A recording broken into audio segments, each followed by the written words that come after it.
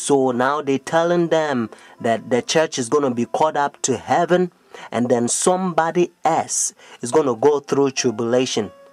But Paul says, yea, whosoever shall live in godly shall suffer persecution.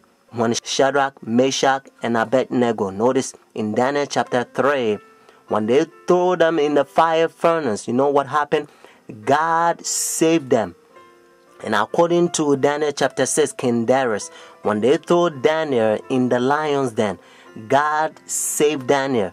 God help us to understand that He has the power to stop pain and He's in control. And according to Daniel chapter 12 verse 1, Bible says God's people shall be delivered. Notice, in the time of trouble such as never was.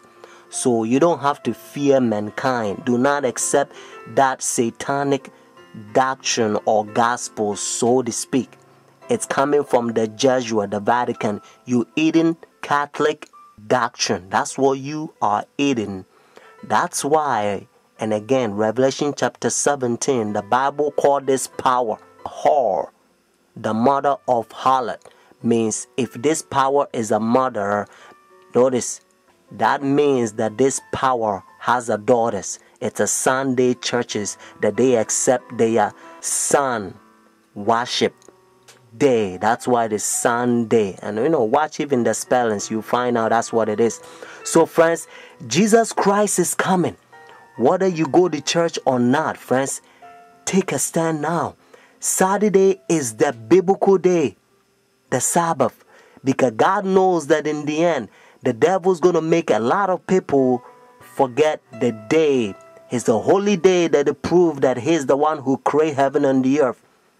Friends, that's why He began by saying, remember the Sabbath day to keep it holy.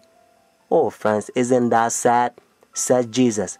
Why you call me Lord, Lord, and do not the thing which I said?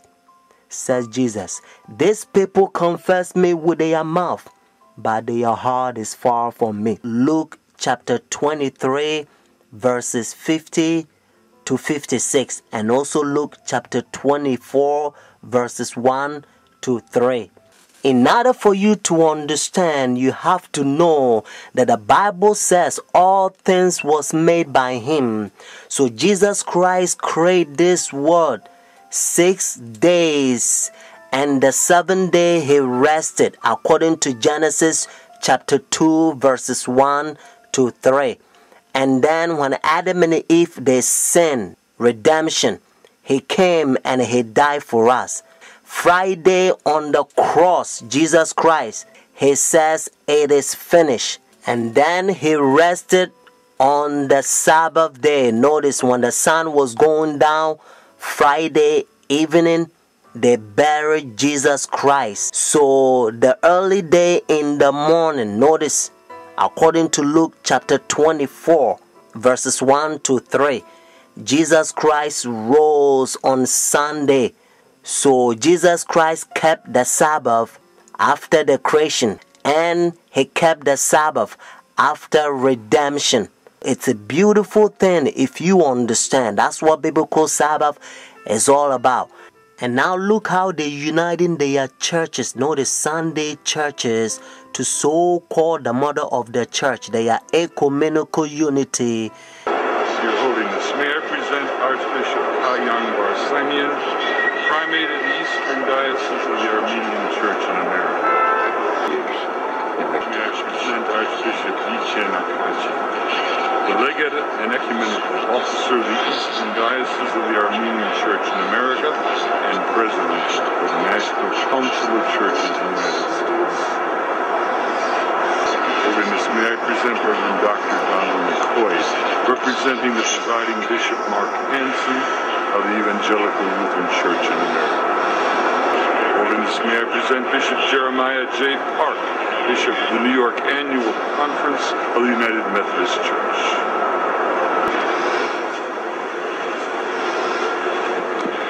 Your Holiness, may I present Reverend Wesley Granberg Michelson, the General Secretary of the Reformed Church in America. Your Holiness, may I present Reverend Dr. Clifton Kirkpatrick, the stated clerk of the General Assembly of the Presbyterian Church in the United States. Your Holiness, may I present Reverend Dr. William J. Shaw, President of the National Baptist Convention, United States. Your Holiness, may I present Bishop James Leggett, General Superintendent of the International Pentecost Holiness Church. Your Holiness, may I present Dr. Leith Anderson, President of the National Association of Evangelicals. Your Holiness, may I present Bishop David H. Benke, President of the Atlantic District of the Lutheran Church, Missouri Synod. Your Holiness, may I present Reverend Dr. A.R. Bernard Sr., President of the Council of Churches of the City of New York. Your Holiness, may I present Elder Bernice King, daughter of the civil rights leaders Martin Luther King Jr. and Coretta Scott King. Your Holiness, may I present Reverend Jimmy Song Jilim, Executive Director of the Council of Churches of the City of New York. Your Holiness, may I present the Right Reverend Mark Sisk, Bishop of the Episcopal Diocese of New York. Do you understand the language? Your Holiness. And this is how they call this power.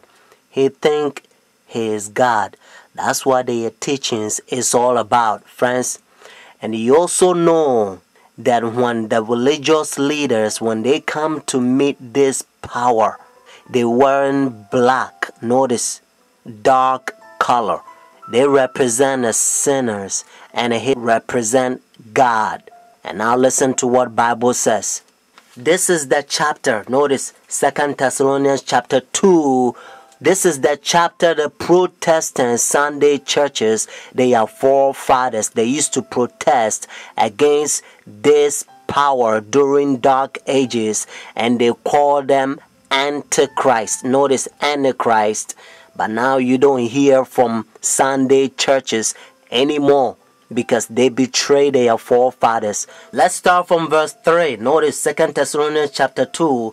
Let no one deceive you by any means, for that day will not come unless the falling away comes first, and the man of sin is revealed, the son of perdition, who opposes and exalts himself above all that is called God, all that is worshipped, so that he sit as God in the temple of God, showing himself that he is God. Do you not remember that when I was still with you, I told you these things? And now you know what is restraining, that he may be revealed in his own time. Notice what it says in verse 7. For the mystery of lawlessness is already at work. Only he who now restraining will do so until he is taken out of the way.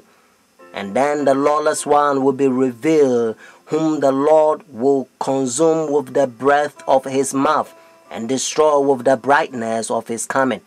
The coming of the lawless one is according to the working of Satan, with all power, signs, and lying wonders, and with all unrighteousness, deception among those who perish, because they do not receive the love of the truth, that they may be saved.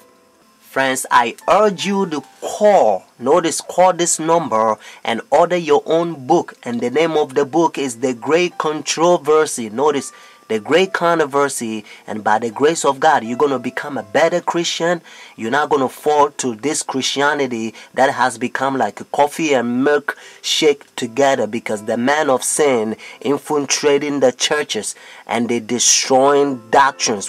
The phone number here is 856-503-5893. One more time, 856-503-5893. Friends, also, if God is touching your heart to support God's faithful ministry so that we can speed up this gospel to a lot of people so that they can hear what you are hearing, because heaven is ceaseless ages. Benedict XVI heads to the U.S. this coming week for his first visit here since being elected Pope 3 years ago, where the war in Iraq is expected to be high on the agenda.